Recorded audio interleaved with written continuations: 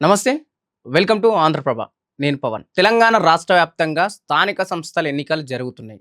3 విడతలుగా తెలంగాణ రాష్ట్ర ప్రభుత్వం దీన్ని విభజించింది. మొదటి విడత ఎన్నికల్లో ప్రచారం అయిపోయింది. రేపటితో రెండో విడత ఎన్నికల ప్రచారం కూడా అయిపోతుంది. సో, ఇంకా మూడో విడత ప్రచారం ఇంకా ఉంది కాబట్టి దానికి సంబంధించిన విషయాలు మనం మాట్లాడుకునే ప్రయత్నిద్దాం. చాలా వరకు స్థానిక సంస్థల్లో సర్పంచులుగా నిలబడ్డ వాళ్ళు ఏకగ్రీవం అవుతున్నారు. ఏకగ్రీవం ప్రజాస్వామ్యానికి మంచిదా? లేకపోతే ఏకగ్రీవం వల్ల దీనివల్ల ఏమైనా తప్పుదారి పట్టే అవకాశం ఉందా? మరోవైపు సర్పంచ్‌తో పాటు ఉప సర్పంచ్‌కి కూడా అంతే పవర్ ఉంది.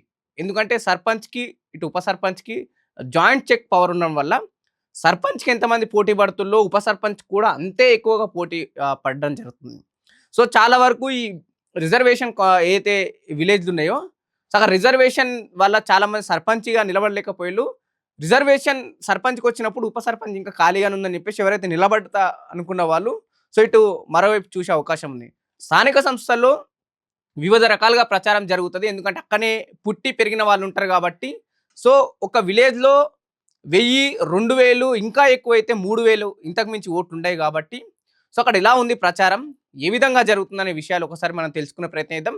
దీంట్లో భాగంగానే అటు కరీంనగర్ రూరల్ నగునూరు పంచాయతీకి సంబంధించిన సర్పంచ్ అభ్యర్థిగా యువ నాయకురాలు, అడ్వకేట్‌గా పనిచేసిన వ్యక్తి హేమ గారు మనతో ఉన్నారు. ఒకసారి ఆ వ్యక్తిని ముందుగా వెల్కమ్ చేసే ప్రయత్నం చేద్దాం. మేడం నమస్తే. నమస్కారం అండి.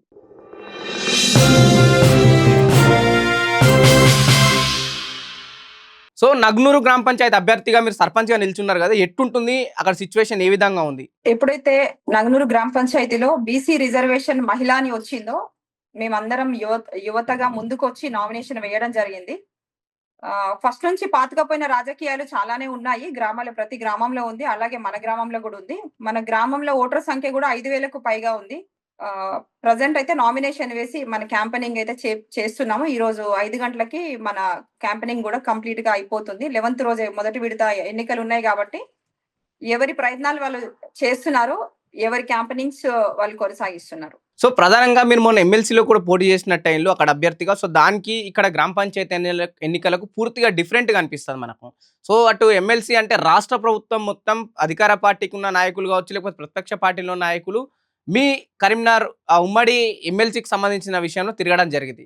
ఈ గ్రామ పంచాయతీలోకొస్తే పూర్తిగా మీరు ఒక్కడే హ్యాండిల్ చేయాల. దానికి దీనికి ఏమైనా డిఫరెంట్‌గా అనిపిస్తుందా? రాష్ట్ర ప్రభుత్వం ఏదైతే ఉందో, రాజకీయాలు అనే వ్యవస్థ ఏదైతే ఉందో, అది ఎమ్మెల్సీ ఎలక్షన్స్ అయినా, సర్పంచ్ ఎలక్షన్స్ అయినా గూడా మందు, నోటుకు ఓటు అనే కనిపిచ్చింది. నాకు అంత పెద్ద ఎలక్షన్‌లో అదే కనిపిచ్చింది. గ్రామ పంచాయతీ ఎలక్షన్‌లో గూడా అదే కనిపిచ్చింది. మేము ఒక్కరమే హ్యాండిల్ చేసేంత ధైర్యం మాకుంది గాబట్టి, మేము ఈ గ్రామ పంచాయతీ ఎన్నికల్లో రావడం అయితే జరిగింది. బట్ రాజకీయాలు అనేసరికి మందు, నోటు తప్ప వేరే ఏం కనిపిస్తలేదు గాబట్టి, యువతగా నీతి నిజాయితీతోని మన గ్రామాన్ని కాపాడుకోవడానికి మేము ఈ నామినేషన్ వేయడం జరిగింది. అంటే ప్రధానంగా మీరు ఒక అడ్వకేట్ వృత్తిలో ఉండి, ఒక యువకురాలు ఎందుకు ఇక్కడ ఎయ్యాల్సొచ్చింది? గతంలో ఎమ్మెల్సీగా జూసాం, అటు అభ్యర్థిగా మీరు నామినేషన్ ఏసి, అక్కడి నుంచి మళ్ళీ సర్పంచ్ ఎందుకు ఎయ్యాల్సొచ్చింది? అంటే ఏం ప్రధానమైన సమస్యలు ఏం జూస్తుర్రక్కడ మీరు? అయితే సర్పంచ్‌గా నేను ఈ నగనూరు గ్రామ పంచాయతీలో వేయడానికి కారణాలేందంటే, ఇది నా ఊరు గాబట్టి, నా ఊర్లో ఎలోంటి వెసులుబాట్లు గూడా లేవు. అభివృద్ధి అసలుకే లేదు. చాలా దీన పరిస్థితి ఉంది. డెవలప్‌మెంట్ లేదు. కరీంనగర్ సిటీకి దగ్గరలో ఉన్న 10 కిలోమీటర్ల దూరంలో ఉన్న ఈ నగనూరు గ్రామ పంచాయతీ అనేది ఒక ఊరులాగానే ఉంది కానీ, ఎలోంటి సిటీకి సంబంధించిన డెవలప్‌మెంట్స్ కానీ, బస్ సౌకర్యాలు కానీ, ఏది గూడా నాకు కనిపిస్తలేదు.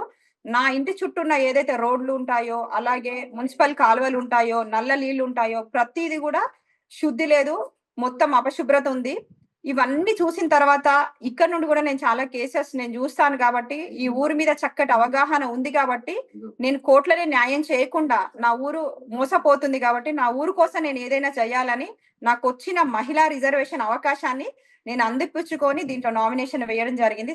అంటే ఇప్పుడు మీ నగునూరు గురించి మాట్లాడితే కరీంనగర్‌కి సంబంధించిన ఎమ్మెల్యే దాదాపు 4 సార్లు కంటిన్యూ ఎమ్మెల్యేగా గెలిచారు. మీరు చెప్తున్న పరిస్థితులను చూస్తే ఇక్కడ నా ఊరికి బస్ సౌకర్యం కూడా లేదు అనే చెప్తున్నారు. అది కూడా కరీంనగర్ రూరల్‌కి సంబంధించిన విలేజ్ కాబట్టి. అంత దారుణంగా ఉందా? తెలంగాణ వచ్చి 9.5 సంవత్సరాలు గడుస్తుంది. మళ్ళీ కాంగ్రెస్ పార్టీ వచ్చి 2 ఏళ్లు గడుస్తుంది. ఏంటి?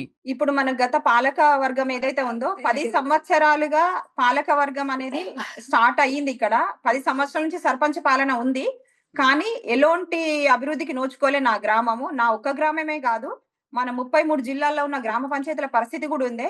రాజకీయం అంటే వాళ్ళకి నోట్లు, వాళ్ళ సంపాదనలు వాళ్ళు దన్నుకోడు తప్ప, ఒక పేద ప్రజల కోసం గావచ్చు, గ్రామ ప్రజల కోసం గావచ్చు, విద్య కోసం, ఉద్యోగం, వైద్యం, వ్యవసాయ ఎలోంటి దాని మీద వాళ్ళకి అవగాహన లేకుండా రిజర్వేషన్‌లు ఏవైతే వస్తాయో దండిగా డబ్బు పెట్టి, ఆ దండిగా పెట్టిన డబ్బుని మళ్ళీ దండించుకోవడానికే వాళ్ళొచ్చి డబ్బు మీద ఫోకస్ జేశారు గాబట్టే, ఇలా గ్రామ పంచాయతీలన్నీ గూడా పేద గ్రామ పంచాయతీలుగా అవ్వడం జరిగింది కాబట్టే డెవలప్‌మెంట్స్ లేవు. అందుకనే యువత అందరూ గూడా ఇప్పుడు రాష్ట్రం మొత్తంలో జూసుకుంటే ప్రతి చోట యువత అనేది ఉంది.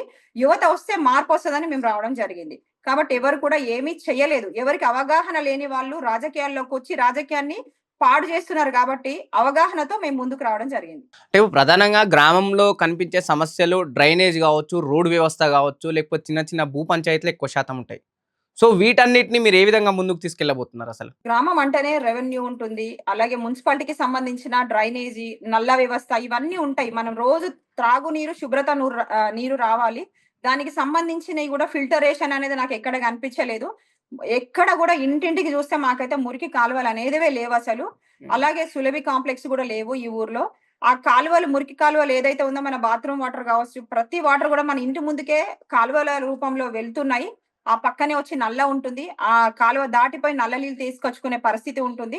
కాబట్టి మేము ఇక్కడ ఒకవేళ ఎన్నిక అయితే ఖచ్చితంగా ఫస్ట్ నేను దృష్టి సారించేది నా గ్రామ ప్రజల కొరకు, గ్రామ ప్రజల ఆరోగ్యం కొరకే గాబట్టి ఫస్ట్ నేను ఆ కాలువలన్నీ గూడా సెట్ చేస్తాను. నల్ల నీళ్ళ సరఫరా ఏదైతే ఉందో చక్కటి ఫిల్టరేషన్ పెట్టిస్తాను. వీధి దీపాలు గూడా చక్కగా చేపిస్తాను. నా మొదట పనులు గూడా ఇవే ఉంటాయి. ఫస్ట్ శుచి, శుభ్రత మీద ఖచ్చితంగా మేము దృష్టి సారిస్తామని చెప్తున్నాం. అంటే ప్రస్తుతం గ్రామ పంచాయతీ ఎన్నికలంటే మద్యం, లేదంటే డబ్బు, ఇతరితరాలకు లొంగే ప్రజలు చాలా మంది ఉన్నారు. సో నాయకులు కూడా అదే బాటలో ఉన్నారు. ప్రజలకు కూడా అదే అలవాటు చేసిర్రు.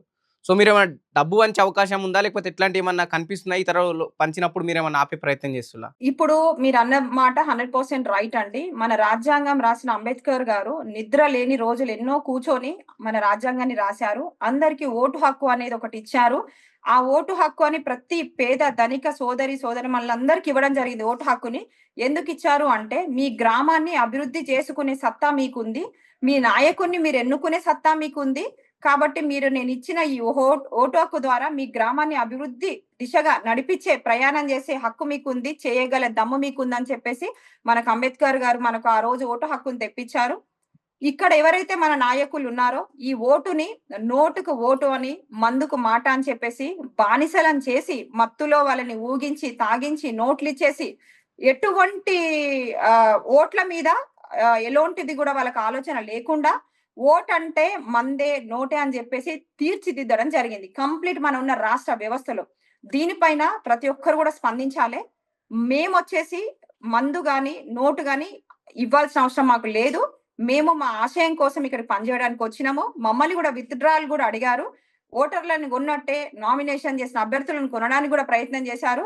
వాళ్ళ మాటకు చెంప పగిలిపోయేటట్టు మేము సమాధానం చెప్పడం సో అంటే మీకేమైనా డబ్బు పరంగా కావచ్చు, మీరు ఇందాక చెప్తున్నట్టు విత్‌డ్రాల్ చేసుకోమంటుర్రు కదా! భయపెట్టారా? డబ్బేమైనా ఆఫర్ చేసారా? భయపెట్టారు అంటే ఇంటికి గూడొచ్చారు. వద్దు అంటే గూడా వినకుండా 10 సార్లు మా ఇంటికొచ్చి డబ్బు తీసుకొనొచ్చి మమ్మల్ని చాలా ఇబ్బందులకు గురి చేశారు. అయినా కూడా మేము వాళ్ళ డబ్బు తీసుకోవడం కానీ, మా గ్రామ ఆశయాన్ని అమ్ముకునే దీనస్థితిలో మేము లేమని చెప్పినాము. మాకు చాలా ఇబ్బందులకు గురి చేశారు. నేను అడ్వొకేట్ ప్రొఫెషన్‌లో ఉన్నా గదా! నాకు పీపీ పోస్ట్ గూడా ఇస్తా అని జెప్పేసి ఒక పెద్ద మనిషి గూడా మాట్లాడడం జరిగింది. ఇప్పుడు యువత రాజకీయాల్లోకొస్తేనే విత్‌డ్రాల సిట్యుయేషన్ వస్తేనే యువతలు మీకు గనిపిస్తారా? మేము మంచి జేయడానికొచ్చినాం గాబట్టి మేము ఎలాంటి డబ్బుకు లొంగము. ఎలాంటి పోస్ట్‌లకు లొంగము. మా గ్రామ అభివృద్ధే మా ధ్యేయం గాబట్టి ఓటర్లకు గూడా మేము అదే అవేర్‌నెస్ తీసుకెళ్తున్నాము. మంచోన్ని సర్పంచ్‌గా ఎన్నుకోండి. ముంచటోని సర్పంచ్‌గా ఎన్నుకోవద్దని జెప్పేసి మా ప్రతి ఓటర్ దగ్గరికి గడప గడపకెళ్ళి మేము ఈ నోటు, మందు అనేది నిర్మూలించాలని జెప్పేసి ప్రతి ఓటర్‌కి దగ్గరికెళ్ళి దండం బెట్టుకుంటా మేము జెప్తున్నాము. చాలా మార్పొచ్చింది. యువత వల్ల చాలా చాలా మార్పయితే మా గ్రామంలో ఇప్పుడు గనిపిస్తుంది. ఇప్పుడు ఏకగ్రీవం అనే పదం స్థానిక సంస్థల్లో పెద్ద ఎత్తున చెలరేగుతుంది. చాలా గ్రామాలలో కూడా కొంతమంది సర్పంచులు ఏకగ్రీవమవుతులు, దానికి ప్రభుత్వం కూడా సహకరిస్తుంది. నిజంగా ఏకగ్రీవం అనేది ప్రజాస్వామ్యానికి మంచిదేనా? లేకపోతే దీనివల్ల ఏమైనా ఇబ్బందులుంటాయా? కొంతమంది ఓటు మేము ఖచ్చితంగా మాకు నచ్చిన సర్పంచ్‌ని ఎన్నుకోవాలనే విధంగా కూడా ఉంటది. ఏకగ్రీవం అంటే కొంతమంది పెద్ద మనుషులు ఊరుకొని ఒక వ్యక్తిని ఎంచుకోవడమేనా? ఏకగ్రీవం అంటే దీంట్లో 2 అంశాలొస్తాయి. ఒకటేమో భారీగా డబ్బు బెట్టి తెలివిలేని వాడిని సర్పంచ్‌గా జేయడము. రెండవది ప్రజలందరూ కలిసి ఒకే మనసుతోని ఏకగ్రీవం చేయడము. ప్రజలందరూ కలిసి మంచి తెలివివంతుణ్ణి సర్పంచ్‌గా చేస్తే ఆ గ్రామాలు అభివృద్ధి దిశగా నడుస్తాయి. డబ్బు పెట్టి, డబ్బు పొగరుతో అందరిని కొనేసి తెలివిలేని సర్పంచ్ ఊర్లలోకొస్తే ఊరు గూడా అమ్ముడుపోతుంది. ఇప్పుడు నోటిచ్చి ఓటర్‌ని గొన్నోడు రేపు ఊరుని గూడా అమ్మేస్తాడు. అట్లనే ఉన్న ఇళ్ళను గూడా అమ్మేస్తాడు.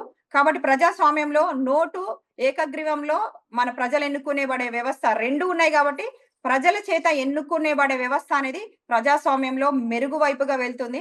నోటుతోని ఎన్నుకోబడేది పద్ధతి కరెక్ట్ కాదని నేను చెప్తున్నాను. రైట్. ఫైనల్‌గా ఒక అడ్వకేట్‌గా తెలంగాణ రాష్ట్ర వ్యాప్తంగా పంచాయతీ ఎన్నికలు జరుగుతున్నాయి కాబట్టి ఒక అడ్వకేట్‌గా మీరు ఏం మెసేజ్ ఇవ్వదలుచుకున్నారు రాష్ట్ర ప్రజలకు? రాష్ట్ర ప్రజలందరికీ నేను ఒకటే చెప్తున్నాను. మన 33 జిల్లాల్లో అనేక గ్రామాలున్నాయి. ప్రతి గ్రామము ఒక ప్రసిద్ధ క్షేత్రంగానే ఉంది.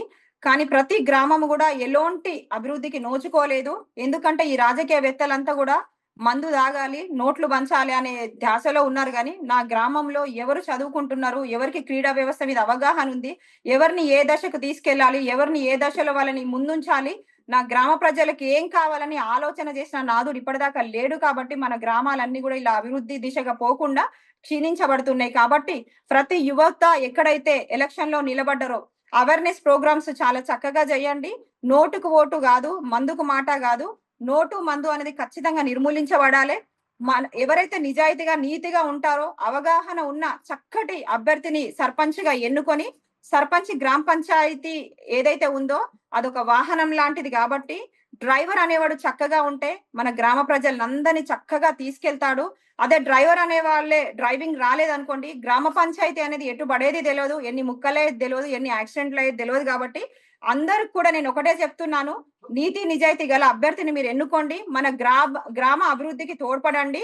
రూ. 1000 తీసుకుంటున్నాం ఇప్పుడు. రేపైన మన దగ్గరకొచ్చి 10,000 సంపాదించుకుంటాడు.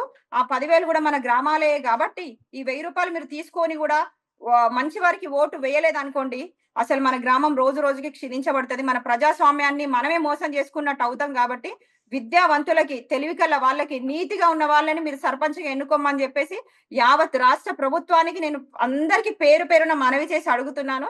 అలాగే నాది గూడా నగునూరు గ్రామ పంచాయతీలో బాటు గుర్తొచ్చింది. మీరందరూ కూడా నగునూరు ప్రజలకు గూడా నేను మీ మీడియా ముఖంగా అడుగుతున్నాను. ఖచ్చితంగా నాకు సపోర్ట్ జేయండి. ఎప్పుడైతే నేను విన్నింగ్ అవుతానో, నా గ్రామ పంచాయతీలో ఉన్న మొదటి ప్రతిమ హాస్పిటల్‌లో హెల్త్ కార్డ్‌ల మీద నా మొదటి సైన్ చేస్తానని జెప్తున్నాను. ఇక్కడున్న అన్నదమ్ములందరికి గూడా ప్రతిమలో మంచి ఉపాధి ఇప్పిస్తానని జెప్తున్నాను. మా నగునూరు గ్రామ పంచాయతీలో త్రికుటేశ్వర ఆలయం అని ఉంది. వేములవాడ అనేది మా నగునూరు గ్రామంలో ఉంది అని చెప్పేసి చాలా పురాణాలు గూడా ఉన్నాయి. వేములవాడ అంత స్థాయికి నా నగునూరు గ్రామాన్ని గూడా తీసుకెళ్తానని, మంచి పర్యాటక స్థలంగా చేస్తానని, నా గ్రామాన్ని రాష్ట్ర ప్రభుత్వాలతో, కేంద్ర ప్రభుత్వాలతో మాట్లాడి చక్కటి నిధులు తెప్పిస్తానని, ప్రతి చోట నగునూరు గ్రామ పంచాయతీ అంటే తెలిసేలాగా నా గ్రామాన్ని అభివృద్ధి చేస్తానని సభాముఖంగా తెలియజేస్తున్నాను. Thank you so much. అందరూ నాకు ఓటెయ్యండి, గెలిపించండి. రైట్. థ్యాంక్ యూ హేమ గారు. ఇది పల్లెటూరురే అటు దేశానికి పట్టుకొమ్మలనే నినాదం ముందుకెళ్తుంది. సో దాంట్లో భాగంగానే అటు తెలంగాణ రాష్ట్ర వ్యాప్తంగా పంచాయతీ ఎన్నికలు జోరుగా జరుగుతున్నాయి. దాంట్లో అటు ముసలి వాళ్ళతో పాటు యువతి యువకులు కూడా ఎంతో ఆసక్తి చూపుతున్నారు. ఖచ్చితంగా కొత్తతనానికి ఇక్కడ అవకాశం ఇస్తే మేము గెలిచి చూపెడతాం, మా గ్రామం భవిష్యత్తు మేము మారుస్తామని చెప్పేసి కూడా చాలా మంది హామీలు ఇవ్వడం జరుగుతుంది. సో అలాగే నగునూరు గ్రామ పంచాయతీకి సంబంధించిన అభ్యర్థి హేమ గారు కూడా మనకు చక్కటి సందేశాన్ని ఇస్తారు. సో ఇది ప్రధానంగా ఉన్న గ్రామ పంచాయతీకి సంబంధించిన అప్డేట్స్. చూస్తూనే ఉండండి ఆంధ్రప్రభ.